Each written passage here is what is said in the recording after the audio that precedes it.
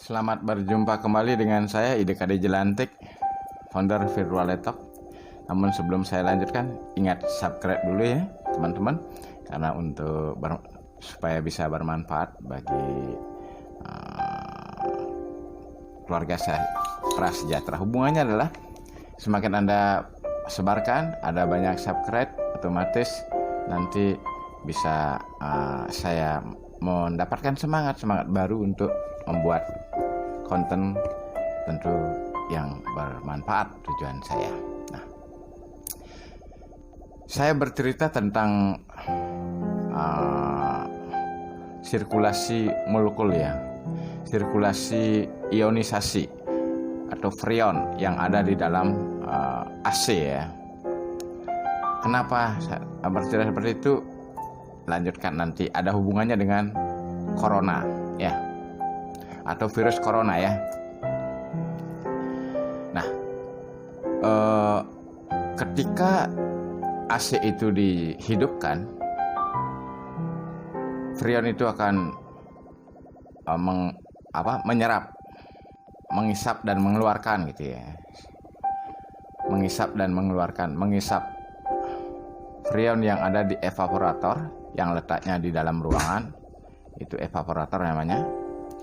Terus diserap dan masuk ke dalam kompresor itu, berputar dan masuk ke dalam filter ya, filter yang lebih kecil, yang pipanya lebih kecil ya.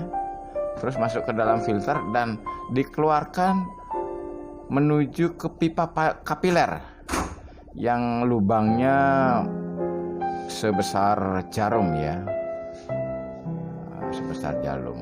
Nah, tentu yang diisap, freon yang diisap ya, menuju ke kompresor itu, jadi terkumpul di sana ya, terkumpul, terus difilter ya, supaya kotoran-kotoran yang diambil atau freon yang berakumulasi di dalam kompresor itu biar bersih, masuk ke pipa kapiler. Nah, pipa kapiler ini ya tujuannya, ya bukan tujuannya yang saya sampaikan, tapi sebuah prosesnya dulu ya. Prosesnya sehingga freon itu berdesak-desakan. Saya duluan gitu. Akhirnya timbullah keributan, kekacauan, dan menimbulkan panas, gesekan ya, gesekan panas. Suhu, jadi suhunya meningkat, otomatis panas ya. Nah, maka dari itulah yang namanya outdoor, disebut AC-nya itu ada AC yang di luar itu ya. Jadi perlengkapan AC itu ada dua, ada outdoor dan indoor. Indoornya itulah yang mengeluarkan dingin, dan yang outdoor itu mengeluarkan panas. Jadi kipas yang disemburkan itu hangat gitu ya. Apa sebabnya? Karena di sana ada desakan-desakan molekul-molekul freon itu mendesak, karena dipompa dia, dipompa. Jadi ada yang nahannya apa? Ya nahannya di filter itu ke pipa kapiler, tahan, sehingga hanya di filter yang kecil sekali keluarnya. Ada itu dililit di dalam evaporat, kondensing ya, kondensing.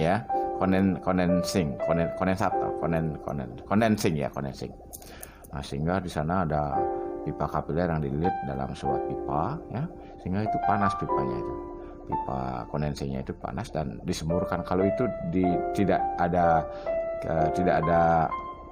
kipas yang menyembur keluar untuk mengeluarkan panasnya, ya kompresornya melebihi suhu maksimal, sehingga dikeluarkanlah, sehingga biar suhunya sesuai dengan daya tahan suhu kompresor itu sendiri, sehingga AC itu berjalan normal kan gitu ya. Nah, itu terus mengalir ke evaporator ya di dalam ya, di evaporator di dalam indoor, sehingga di sana kenapa dia menjadi dingin, karena begitu dia keluar dari desakan-desakan yang pipa kapiler itu, dia langsung mendapatkan ruangan yang bebas, push gitu, sehingga timbullah kesegaran, kesejukan gitu ya. sehingga sejuk sekali gitu.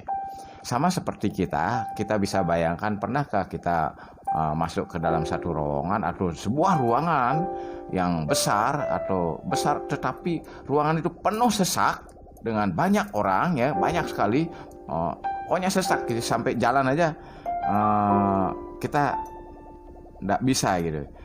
Bisa dibayangkan saat ada seminar atau ada pertemuan yang spektakuler ya. Saya pernah menghadiri satu tempat perayaan perkawinan gitu ya, di sebuah gedung aula gitu. Padahal ruangannya ber-AC gitu ya. Tapi karena kebanyakan orang jadi AC-nya nggak masuk ya. Jadi kita kita kepanasan di sana. Begitu keluar kayaknya kita segar sekali itu kayaknya. Nah, itu apa manfaat daripada cerita kulkas dan cerita realita kulkas, cara kerja kulkas dan cara kerja AC ya, sama yang kita ada berada di sebuah ruangan. Ini saya mau kaitkan dengan udara yang masuk di dalam tubuh kita ya. Kenapa saya mengajak saudara-saudara sebangsa dan setanah air yang siapapun yang menonton video saya atau YouTube saya mengajak seperti ini. Berlatihlah napas segitiga dengan baik. Coba begini caranya. Fungsinya apa? Fungsinya adalah untuk menahan oksigen. Begitu udara kita masuk ke dalam, pelan ya,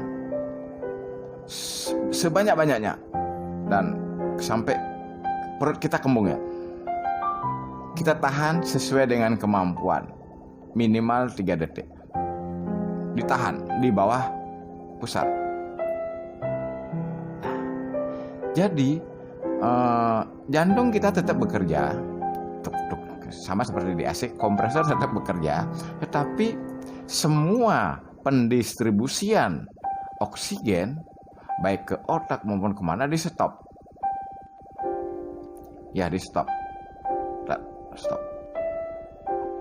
Nah, ketika kalau itu maksimal di stop, nanti kita pingsan ya. Saya pernah pada waktu STM kelas 1, saya menahan napas sama seperti mengunci badan gitu ya, sampai pingsan gitu ya. Jadi jangan lama-lama, sesuai dengan kemampuan ya, sesuai dengan kemampuan. Nah, dan alirkan udara pelan-pelan, dan tubuh kita di saat kita menahan napas itu terjadi desakan-desakan CO2 ya. CO2-nya mau keluar gitu, CO2-nya, karena yang keluar kan CO2, racunnya mendesak-desak, saya dulu keluar di dalam tubuh kita, sehingga terjadilah apa? Karena desakan-desakan, gesekan-gesekan ya tentu menimbulkan panas. Panas itulah yang akan meningkatkan suhu tubuh kita. Begitu suhu tubuh kita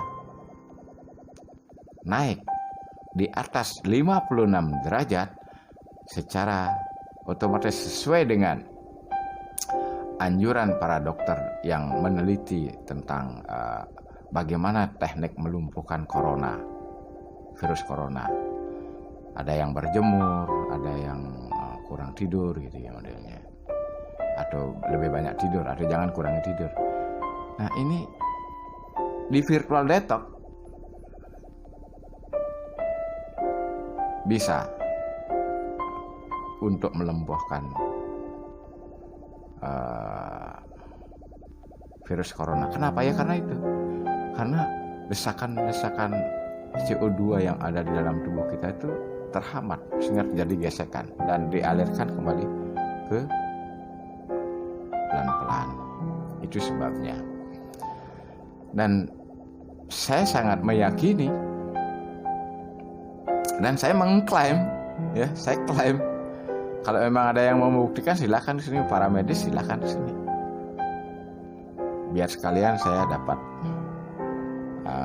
menunjukkan sama siapapun yang ingin membuktikan dalam saat napas segitiga itu yang saya bungkus di virtual detox bisa melumpuhkan virus corona. Caranya adalah seperti ini. Duduk dengan nyaman, ya. Boleh tidur terlentang, boleh, ya.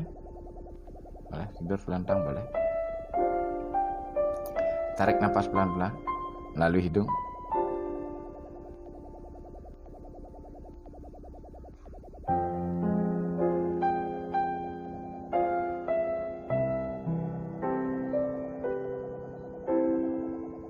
Tahan.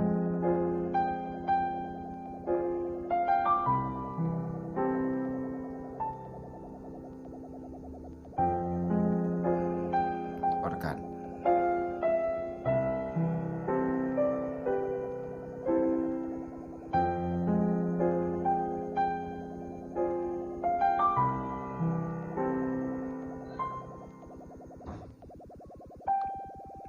Itu dilakukan minimal 10 kali napas, 10 kali putaran napas.